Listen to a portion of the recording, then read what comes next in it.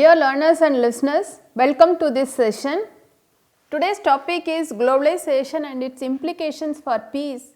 This topic is part of the course BGP Conflicts and Peace Global Perspective. This course is part of the program Certificate Program in Peace Studies and Conflict Management. I am Dr. G. Uma, working as an assistant professor in the School of Gender and Development Studies, Indira Gandhi National Open University, New Delhi. Welcome to this session. Let us start with understanding the term globalization. Globalization as a term used to refer to accelerate and strengthen mechanisms, process and activities among nations which promote global interdependence. This in turn leads to incremental global political and economic integration across regions and continents. From the point of view of global politics, it is increasingly seen as a transforming and revolutionary concept. This whole concept of the globalization is based on the deterritorialization of political, economic, social and cultural life, as well as creating interdependence across national borders. There are inherent benefits of the concept in terms of knowledge generation, sharing of technology and cutting of cost through pooling of resources and efficient management of production and distribution. However, there are certain grey areas in globalization that as a learner and as a listener we need to understand. Like for example, in terms of integrating production networks leading to the closure of select domestic industries, free movement of persons, that is both skilled and unskilled labor across borders, and free trade, thereby hampering domestic economic interest and fomenting local grievances against such integration. I will explain you all little with an example. For example, in this domestic industries, if a particular country has enough resources to produce a particular product, but without the help of the state, automatically the particular industry may face like the particular industry may produce the particular product with the higher cost. At the same time, the same product can be produced in a lower cost by another countries. Whichever the country produce the particular product in a lower cost may export to many countries. In this situation, the consumers automatically they prefer to buy the product which is available at the lower rate in the market. Certainly, they do not prefer, even though it is a domestic product, they do not prefer the product which is selling at a higher price. So, in this situation, if you imagine in this situation, automatically domestic industry may suffer due to the free movement of goods and the import of the certain products and services from the other countries in a lower rate. That is the first problem with when you talk about the grey areas with regard to globalization. Second one is free movement of persons, skilled and unskilled across borders, that I will explain to you in a later stage in this lecture. Free trade. These things, when you agree for a free trade in an international body, automatically the country is bound to accept the products which is coming from the other countries, whether it is priced in a higher rate or lower rate. In this free trade situation, most of the time the domestic products, the domestic manufacturers may suffer due to the higher production cost, due to the import of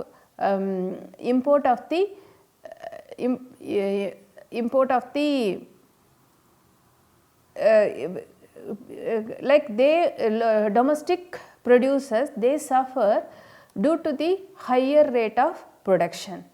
So, in this situation automatically it hamper the domestic economic interest, which fomenting the local grievances against such integrations. So, globally multi-vector forces of integration have significantly reduced the notion of distance, but it also have given birth to forces of localization and dissent. See, for example, I have explained in a certain hypothetical situation. In this situation, if the local products, the import of products from the other countries, if the import of products from the other countries hamper the interest of the local products, sometimes it may give birth to the forces of localization, and the people they started talking about the significance of localization, and sometimes they may dissent against importing the same product from other countries.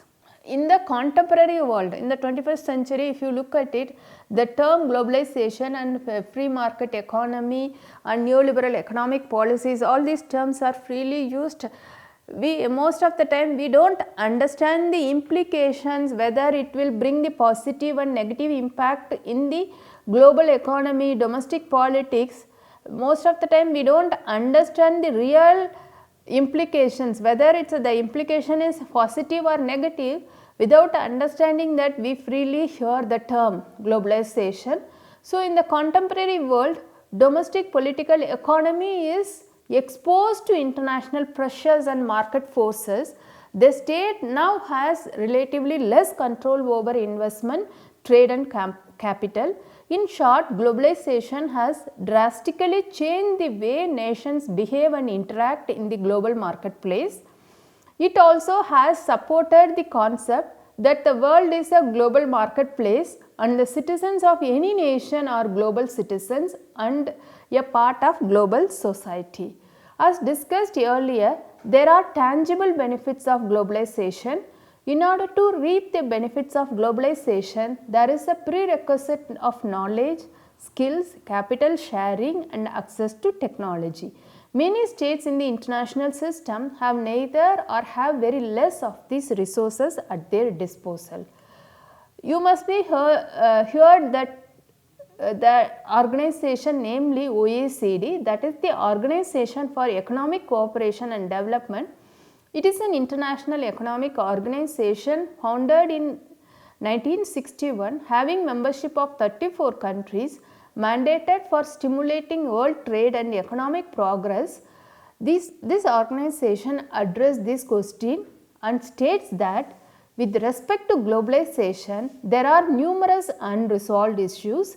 Highlighting those, it states that the relationship between globalization and democracy is precarious. With this background, I have prepared this lecture. With this background, I prepared this lecture with the following objectives. After listening this lecture and studying this unit, you should be able to understand the importance of globalization as an approach to peace, unique circumstances in which the globalization was promoted, nature and features of globalization in different aspects of life, contribution of globalization towards peace, prosperity and development among societies, and critical appraisal of globalization and its relevance for the peace and security at international level. Let us start with understanding globalization and integration of productions. The process of global integration has facilitated and at times compelled production adjustments, even complete transformation across states.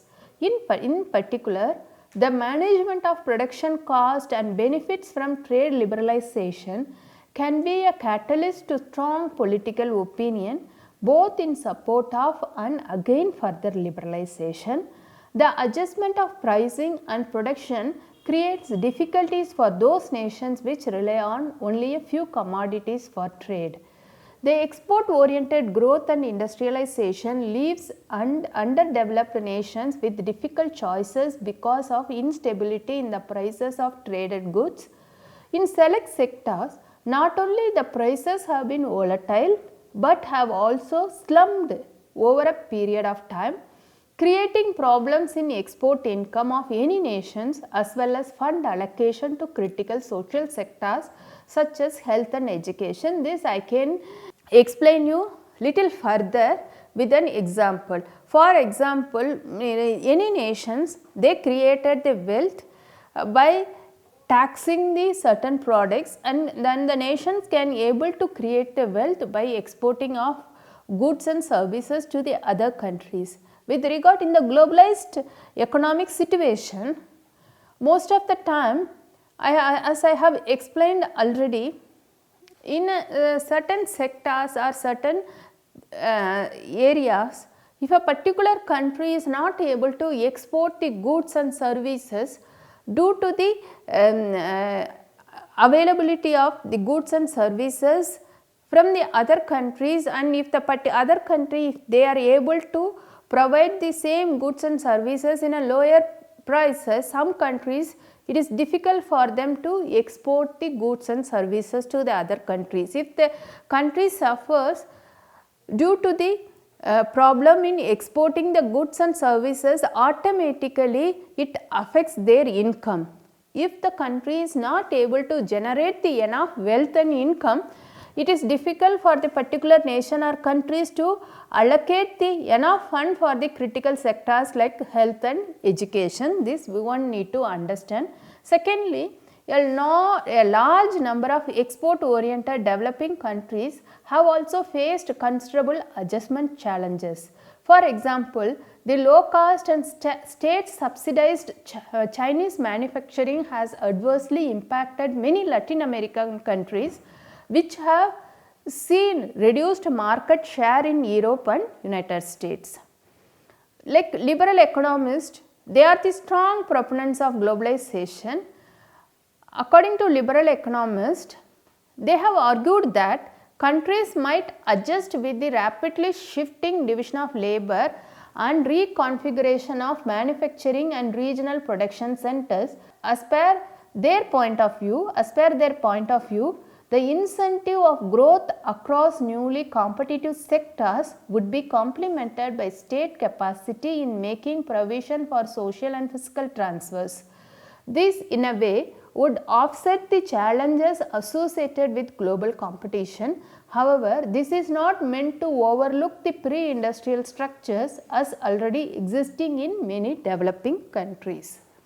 The opportunities which have been generated because of rapid industrialization in those developing societies has led to a major urban-rural divide and also mass migration of labor from rural to urban centers in search of better opportunities and jobs.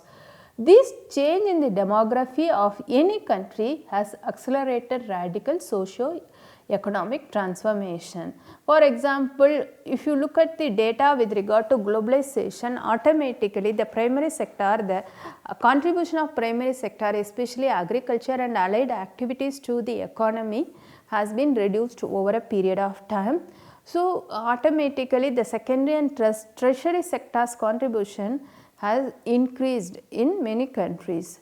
So, if the primary sector, that is the agriculture and allied activities, if they are not able to generate the enough employment opportunities in the rural areas, automatically many from rural areas, they try to migrate to the urban areas in search of job and other opportunities. If there is more migration from rural to urban areas over a period of time, sometimes the urban centers is not able to provide services to the migrant population.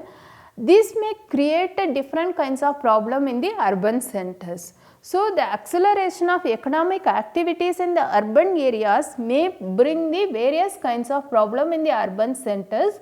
That is the another. So, for example, one more example I can give you.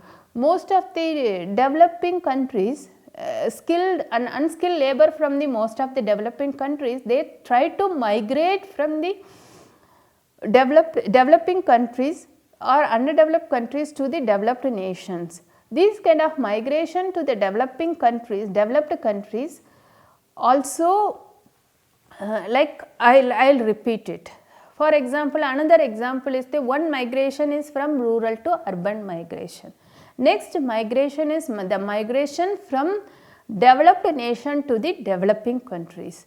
If the more people, both skilled and unskilled, if they migrate to developed nations in search of job and in search of better opportunities, developed nation also need to provide the services to the migrant population.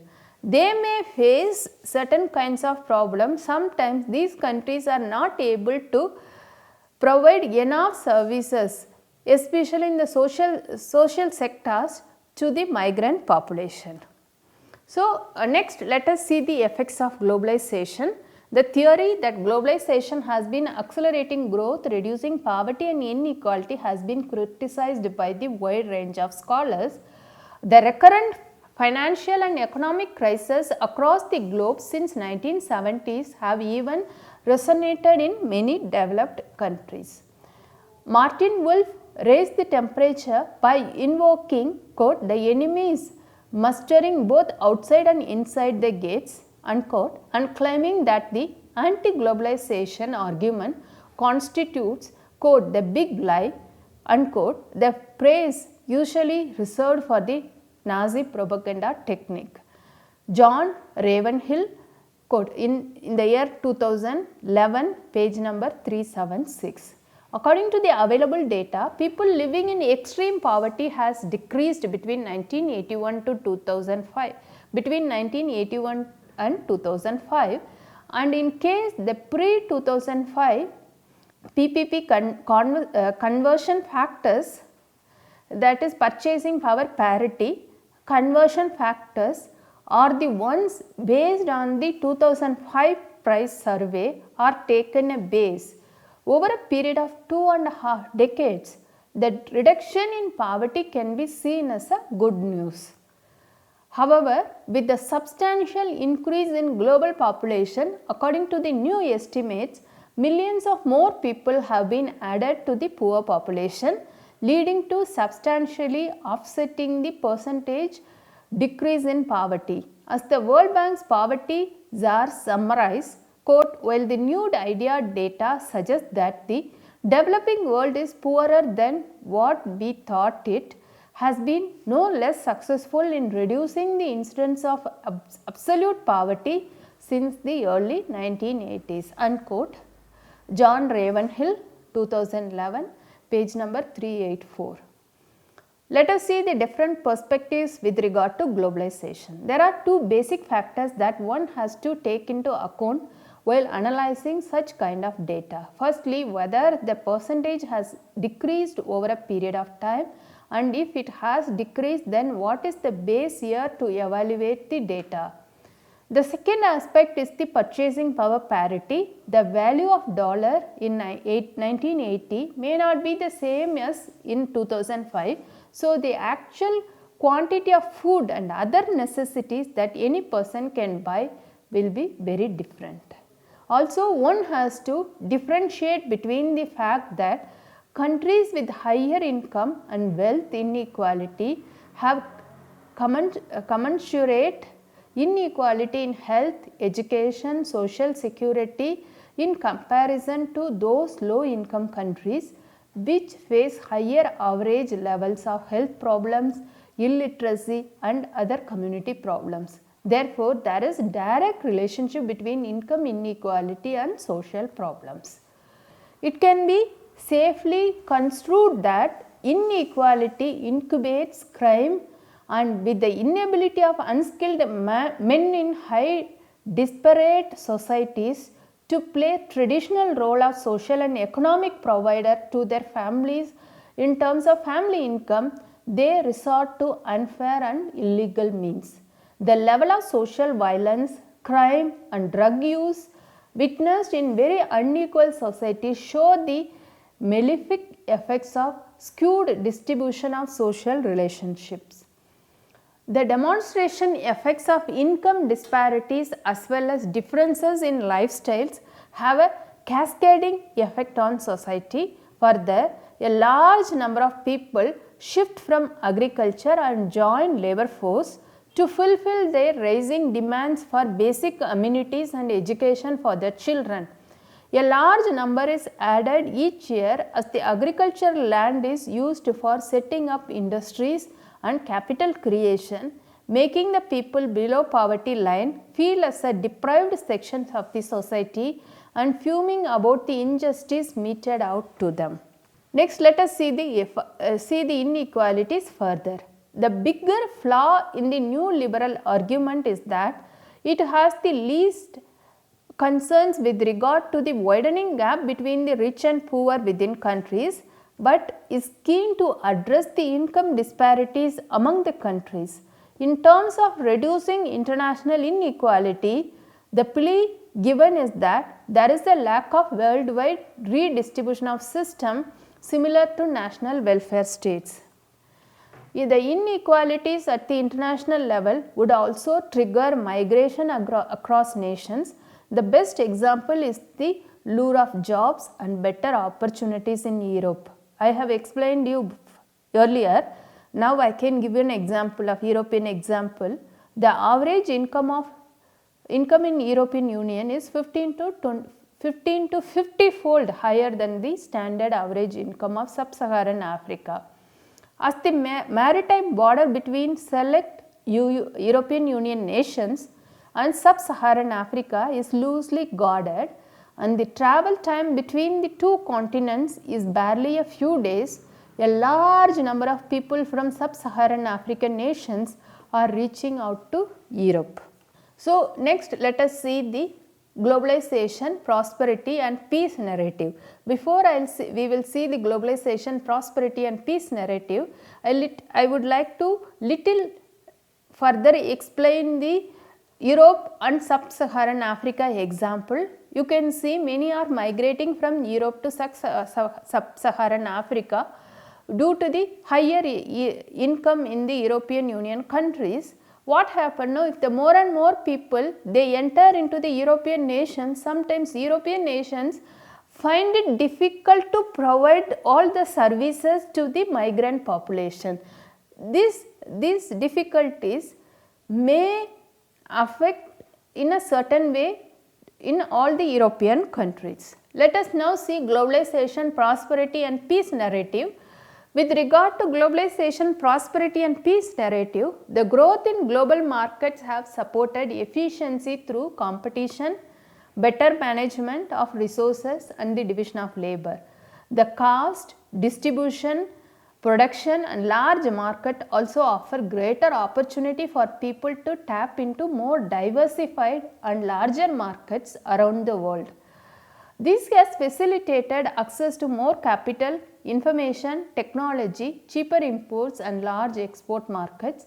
However, the demand and supply equilibrium do not assure equitable distribution of income and benefits to all. This was explained in the International Monetary Fund issue brief in the year 2018.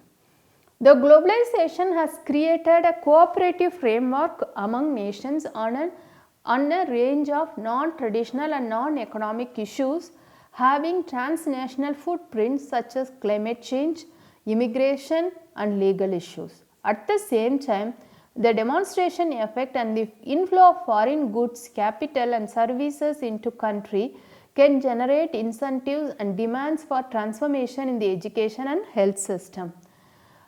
Next, let us see globalization, poverty and inequality, the antithesis. First, let us see the process. Those who correlate the globalization with the widening inequality draw attention to number of processes. First, they portray globalization as a game of victors and failures in the sense that those who benefit do so at the cost of others. This has invigorated attention in the core and periphery model advanced by the world systems theory. Next is the between country inequalities are exacerbated by the tendencies implicit in the global trading system particularly the principle of free trade.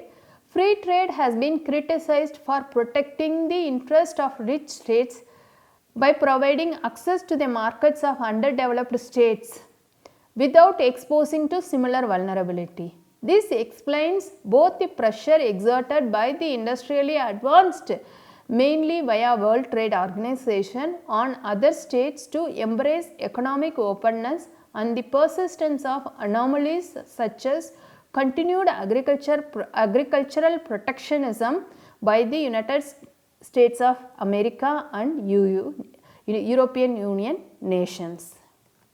Third, the spread of globalization is related to increasing rural poverty and widening rural-urban income divide.